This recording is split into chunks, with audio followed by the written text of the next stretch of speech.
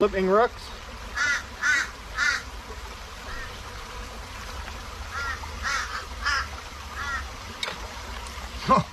Oh yeah, look at that, guys.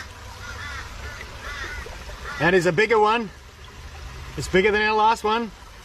Another beautiful Australian freshwater eel. Look at that. Fantastic. What a catch.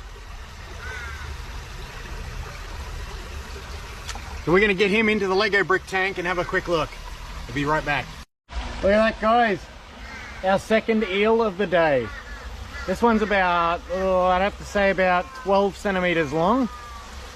So yeah, beautiful little native freshwater eel.